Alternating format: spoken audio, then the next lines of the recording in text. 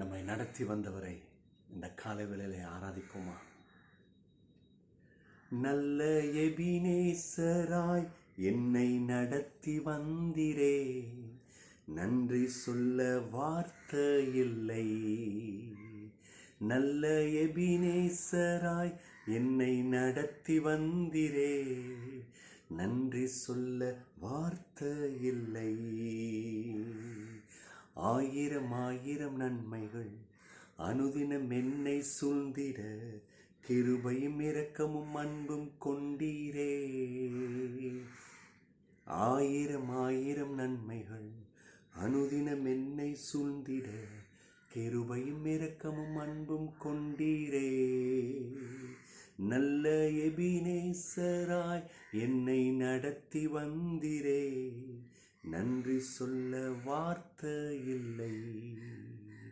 நல்ல எபினேசராய் என்னை நடத்தி வந்திரே, நன்றி சொல்ல வார்த்தை இல்லை. ஆயிரம் ஆயிரம் நன்மைகள் காலை மாலை எல்லாம் வேளையிலும் என்னை நடத்தும் கரங்கள் நான் கண்டே. தேவை பெருகும் போது சிக்கி தவித்திடாது உதவும் கரங்கள் நான் கண்டே. எல்லா நேருக்கத்திலும் என்னை வீழாமல் காக்கும் அன்பின் நல்ல கர்த்தரே. ஆயிரம் ஆயிரம் நன்மைகள் அனுதினம் என்னை சூழ்ந்திட, கிருபையும் இரக்கமும் அன்பும் கொண்டீரே. நல்ல எபினேசராய் என்னை நடத்தி வந்திரே. ஓ, நன்றி சொல்ல வார்த்தை இல்லை. கரங்களை உயர்த்தியெல்லாம் நல்ல எபினேசரா பாஷ குதிரமாஷா ஓரி பக்காதாரி. Thank you lord. நல்ல எபினேசர், நல்ல எபினேசர். அந்த நல்ல எபினேசர்னால தான் நம்ம விழுந்த போதிலும் நம்ம எழுந்து நிற்கிறோம். அந்த நல்ல எபினேசர்னால தான் நம்முடைய ஜீவன் காக்கப்படுது. அந்த நல்ல எபினேசர் தான் நமக்கு ஆதாரமாக வாழ்வாக இருக்கிறார். இயேசுவே, உமக்கு நன்றி. எல்லா வேளையிலும் உமது நடத்தும் உமது கரங்களை நாங்கள் பார்க்கிறோம். அதனால தான் நாங்கள் நிற்கிறோம்ப்பா. இதுவரை நடத்தி வந்தவரே உமக்கு நன்றி. இனிமேலும் நீ நடத்துவீர். இன்னைக்கு பிள்ளைகள் அவங்களுடைய வாழ்க்கையில நீங்க நடத்தும் கரங்களை பார்க்க நீங்க கிருபை செய்யுங்க. ஒருவேளை முடியாது என்ற அந்த விளிம்புல வந்து நிற்கிறாங்க. நீர் சொன்னீர், என்னை நோக்கி கூப்பிடு, நான் உனக்கு மறு உத்தரவு தருவேன். அந்த விளிம்புல அவங்க விழுந்து போகாதபடி, அவங்க வாழ தலை தோங்க ஜெயம் எடுக்க கிருபை செய்யுங்க. இன்னைக்கு கர்த்தர் நீ செய்ய போகிற நன்மைக்காக நன்றி. ஹல்லேலூயா. இந்த காலவேளையிலே அநேக பலவீனத்தோடு, சோர்வோடு கூட, கவலையோடு கூட, துக்கத்தோடு கூட இந்த செய்தியை கேட்டுட்டு இருக்கலாம். தேவன் அவர்கள் உள்ளத்தை, இருதயத்தை ஸ்திரப்படுத்துவீராக, தைரியப்படுத்துவீராக, சத்துவத்தில் நிரப்புங்க. பிள்ளைகள் உங்க சமூகத்திலிருந்து அபிஷேகத்தில் நிரப்பப்பட்டு செல்லட்டும். ஆமென், ஆமென். தேவ பிள்ளைகளே, நேற்று தினத்தில் நாம் சங்கீதம் 81 அதிகாரத்தை அந்த 16 வசனத்தை பார்த்தோம். இன்றைக்கு இந்த 16 வசனத்தில் 2வது பகுதி பார்க்க போகிறோம். முதல் பகுதி உச்சிதமான கோதுமையினால் அவர்களை போஷிப்பார்னு சொல்லிட்டு திரும்பி அடுத்து சொல்றாரு, கண்மலையின் தேனால் உன்னை திருப்தி ஆக்குவேன். ஆமே, எங்க மரத்தில் தேன் இருக்கு, சில எட்டரை தூரத்தில் இருக்கு.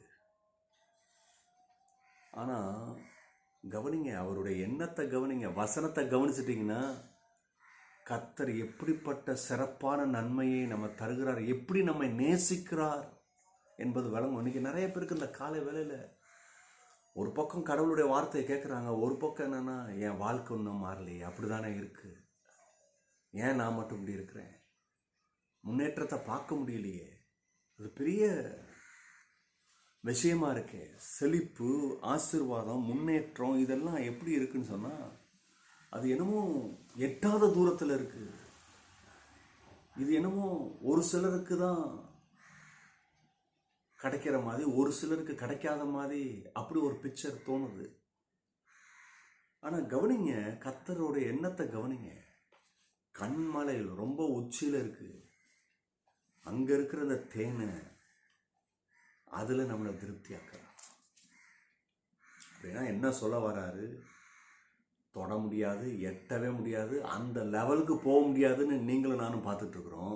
ஆனா கர்த்தர் சொல்றாரு, அதை தான் நான் உனக்கு தருவேன். ஆமென். கரங்களை தட்டி. With honey from the rock I would satisfy. அப்படி திருப்தி ஆக்குவாராம். மனுஷனை எப்படி திருப்தி ஆக்குறாருன்னா, ஏதோ அவன் நினைக்கிற லெவலுக்கு செஞ்சு கொடுத்துட்டு, அப்ப திருப்தியா, நீ ஏதோ கேட்ட, நீ கேட்டதெல்லாம் தந்துட்டேன், திருப்தியா? அப்படி கர்த்தர் திருப்திப்படுத்தல, அவர் திருப்தி ஆகிற அளவுக்கு நம்மை திருப்திப்படுத்துகிறார். ஆமென். அதுதான் அந்த லெவல்ல கொஞ்சம் கவனிங்க. அப்ப ஏன் இப்படிப்பட்ட எண்ணம் வரல? அவர் எப்படி திருப்தி ஆகிறாரோ அப்படிதான் என்னை ஆசீர்வதிப்பார்னு ஏன் நம்மளால நம்ப முடியல? உள்ள வார்த்தை இல்ல, தேவ சமூகத்துல தேடுகிற இருதயம் இல்ல. ரெண்டு விஷயத்தை பார்ப்போம். இந்த வசனம் எதை காமிக்குது? the sweetness in hard place. கஷ்டமான சூழ்நிலை, ஆனா அங்கதான் இனிப்பு இருக்கு, அங்கதான் ஒரு அற்புதமான வாழ்வு இருக்கு. இன்னைக்கு அநேகர் அவங்களுடைய பிஸ்னஸில், அவங்களுடைய வேலை ஸ்தலத்தில் ஒரு கஷ்டப்படுறாங்க. முடியல பிரதர், என்னால் முடியல. அது போலவே உண்மையிலே அவங்களுக்கு அது ரொம்ப கடினமாக இருக்கு. கடினமான சூழ்நிலை, கடினமான நெருக்கம், போராட்டம். இந்த ஹனி ஃப்ரம் த ராக் அது எதை காமிக்குதுன்னா, சிக்னிஃபை எதை காமிக்குதுன்னா, that even in the difficult or unexpected situation, எதிர்பார்க்கவே முடியாது இனிமேல் சுகத்தை, இனிமேல் ஒரு வெற்றியை, ஒரு வாழ்வை. சிலர் சொல்வதை கேட்டிருக்கேன், இந்த வயசுலன்னா செட்டில் ஆகி உட்காந்துடணும். ரொம்ப நாளைக்கு முன்னாடி ஒருத்தர் சொன்னார், ரிட்டையர்ட் ஆகிறதுக்கு முன்னாடி எல்லாம் சேர்த்து வச்சிட்டேன், எல்லாத்தையும் செஞ்சு முடிச்சிட்டேன், ஆனாலும் இன்னும் ஓடுவேன். இந்த சரீரத்தில் எவ்வளோ பலன் இருக்கோ அவ்வளோத்தையும் அந்த நேரத்தில் செஞ்சிடணும், அதுக்கப்புறம் ரெஸ்ட் எடுக்கிற நேரத்தில் முடியாது. கேட்குறதுக்கு நல்லா இருந்தது. கடவுளை அறியாத ஒரு மனுஷன் சொன்ன வார்த்தை. இப்போல பாருங்கள், ஓடி ஓடி பல காரியத்தெல்லாம் சேர்த்து வச்சார், ஆனால் சில விஷயங்கள் அவரால் பாதுகாக்க முடியல, சில விஷயத்தை அவரால் தாங்கிக் கொள்ள முடியல. அப்படிப்பட்ட ஒரு சூழ்நிலைக்கு தள்ளப்பட்டார். அப்ப கவனிங்க, எதிர்பார்க்க முடியாது, அப்படிப்பட்ட சிச்சுவேஷன்ல இருக்கிறோம்.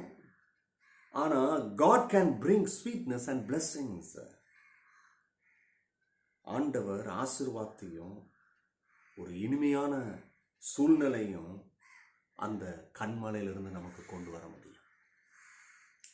நீ இப்ப வேலை பார்த்துட்டு இருக்கிற, பிசினஸ் செஞ்சுட்டு இருக்கிற, இல்லை ஏதோ ஒரு நெருக்கடியான சூழ்நிலையில் இருக்கிற, கர்த்தர் இன்னைக்கு சொல்றாரு, லிட்ரலா சொல்றாரு, அந்த நெருக்கடியிலிருந்து நான் தேனை உனக்கு தாரேன். அதாவது ஆசீர்வாதத்துக்கு எல்லாம் ஒரு நெருக்கடி இருக்கணும், நெருக்கடி தான் ஆசீர்வாதத்தை கொடுக்குதுன்னு நினைக்காதீங்க. நெருக்கடியை தோக்கடித்து, அந்த நெருக்கடி நமக்கிட்ட ஒரு பெரிய நன்மையை தடுத்துக்கிட்டு இருக்கு பாருங்க, அதை கர்த்தர் தடுத்து நிறுத்தி, அதை தூக்கி வீசி விட்டு, அது எதை தடுத்து கொண்டிருக்கிறதோ, எது மறைக்கப்பட்டிருக்குதோ, எது பெற முடியாத சூழ்நிலை இருக்குதோ, அதை எடுத்து நமக்கு தருகிறார். ஆமென். தான் இந்த வார்த்தையின் ஆசீர்வாதம். நல்லா கவனிங்க, ஃபைனஸ்ட் ஹனி கர்த்தர் கொடுக்கிறார், நேர்த்தியான ஹனியை கொடுக்கிறார். God can make the impossible possible. எது முடியாதோ அதை அவர் செஞ்சு முடிப்பார். அதுதான் கர்த்தர். ரெண்டாவது, இந்த பிளெஸிங் எப்படி இருக்குன்னா கண்டிஷனல் பிளெஸிங். ஒரு கண்டிஷன் இருக்கு.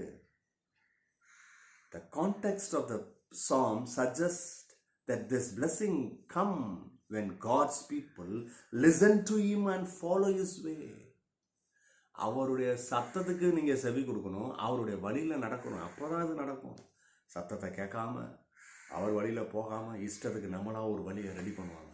இன்னைக்கு அநேகர் என்னன்னா, அநேகர் இன்னைக்கு, அதாவது முக்காவாசி பேர், நியர்லி 75% பீப்புள் என்னன்னா, அவங்க இருதயத்தில் ஒன்று தோணுது, அதை தோணிட்டு அவங்க வழி, சில பேருடைய ஆலோசனை, சில பேரை பார்த்துட்டு இதுதான் காட்ஸ் வேன்னு போயிட்டு இருக்காங்க. இல்லை, நல்ல கவனிங்க, கடவுளுடைய வழியில் நீங்கள் போகிறீங்கன்னு சொன்னால் அங்கே தைரியமும் நம்பிக்கையும், அங்கே அவருடைய வழிநடத்துதலையும் நீங்கள் பார்க்க முடியும்.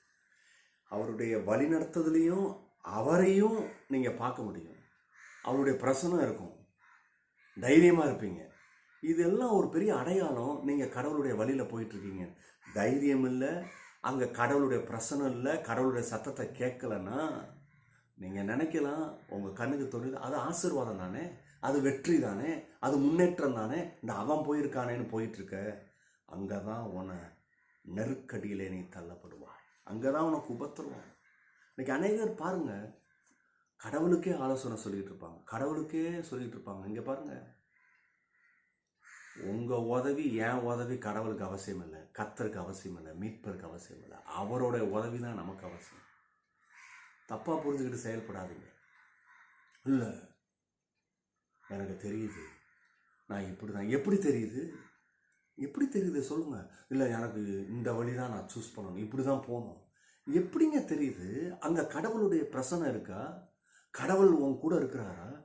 இருந்தாருன்னா நீ அந்த தடைகளை தாண்டிட்டுல போவ. நீ அந்த தடைகளை பார்த்து சோர்ந்து போய் அதை அடிக்கிற அடியில் வழி தாங்க முடியாமல் வேதனையில் இருக்கிறீங்க. என்ன அடையாளம்? கவனிங்க, தானியலுக்கு நெருக்கடி வந்துச்சு. தானியலுக்கே தெரியும், என்னை தூக்கி சிங்க கபியில் போட போகிறாங்க, இது எனக்கு தான் போட்ட சட்டம், நான் இதுக்காக நான் என்னுடைய திட்டத்தை மாற்ற மாட்டேன்னு சொல்லிட்டு அவர் கடவுளை தொழுது கொள்ளுகிறார், ஆராதிக்கிறார், பிடிக்கிறாங்க இல்லையா? தைரியமாக இருக்கிறாரு பாருங்க. ராஜா தான் எப்படியோ தப்பு வைக்க தேடுறாரு, தப்பு வைக்க முடியல. பயந்தவன் என்ன பண்ணியிருப்பான்? ராஜா பார்த்து, ராஜா நீங்கள் நல்ல ராஜாவாக இருக்கீங்க, நீங்கள் என்ன தப்பு வைக்க வகை தேடுறீங்க, ரொம்ப நன்றி, எப்படியாவது ஒரு லூப் போல கண்டுபிடிச்சிருங்க சீக்கிரத்தில் சொல்லியிருப்பான். ஒன்றும் பதறல. அவன் சொல்கிறான், மகத்துவமுள்ள கர்த்தரை பற்றி அறிஞ்சனால தைரியம். கடவுள் அங்கே கூட இருக்கிறாரு, அவன் கையை பிடிச்சிருக்கிறாரு, சிங்க கெபிகுல கூட்டிட்டு போறாரு. அங்க கர்த்தர் கூட இருக்கிறனால, கர்த்தர் கரத்தை பிடிச்சி கூட்டிட்டு போறதுனால சிங்கத்தை பார்த்து பயப்படல. சேனைகளின் கர்த்தர் அவன் பிடிச்சிருக்கிறனால ராஜாக்கு தான் தூக்கம் போச்சு, இவருக்கு தூக்கம் போல. ஏன்னா சேனைகளின் கர்த்தர் இருக்கிறார். நல்லா கவனிங்க, நீங்கள் சேனைகளின் கர்த்தரை பிடிச்சிட்டிங்கன்னா எந்த ஆபத்துக்கு பயப்பட வேணாம். அவ்வளோ பெரிய ஆபத்து கொடுக்குற விஷயம் எல்லாம் மாறிடும். அன்னைக்கு சிங்கம்னா எல்லாம் சாதாரண ஒரு விஷயமா மாறிடுச்சு இல்லையா?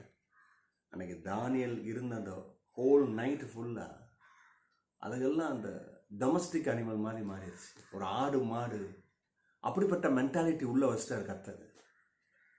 அதெல்லாம் ரொம்ப ஃப்ரெண்ட்லி ஆயிடுச்சு, எல்லாம் சுற்றி பாதுகாத்துட்டு படுத்து தூங்கிட்டு இருக்கு. ஏன் தெரியுமா? சிங்க கெபிக்கு கர்த்தர் கொண்டு போனார். இருக்கிறதுல பெரிய ஆபத்து, அந்த ஆபத்தில் கொண்டு போய் அங்கே அவனை சேஃப் படுத்துறாரு. எவ்வளோ நல்ல கர்த்தர். ஆபத்தே இவனுக்கு பாதுகாப்பாக மாறுது. ஹல்லேலூயா! இதுதான் கர்த்தர் செய்வார். எத்தனை பேருக்கு நான் சொல்கிறது வழங்குது இல்லையா? கடைசியாக, trust in God's timing.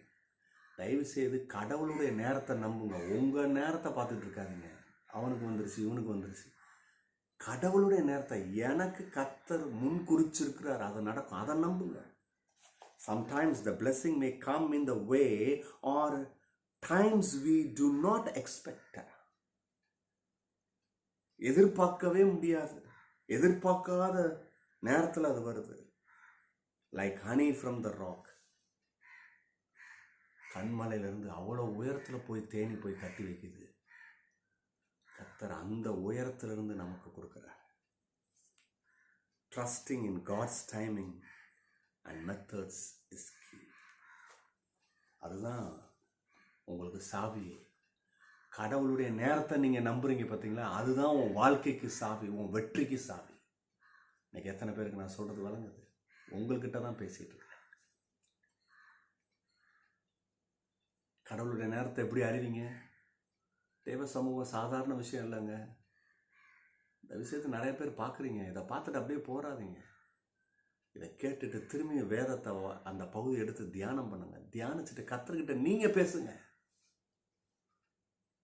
Brother பேசுகிறாரு, ரொம்ப நல்லா இருக்கு அப்பா, ரொம்ப அப்படியே போயிடாதீங்க. கொஞ்சம் நீங்கள் பேசுங்க கர்த்தர்கிட்ட. அதுதான் உங்களுக்கு நன்மை.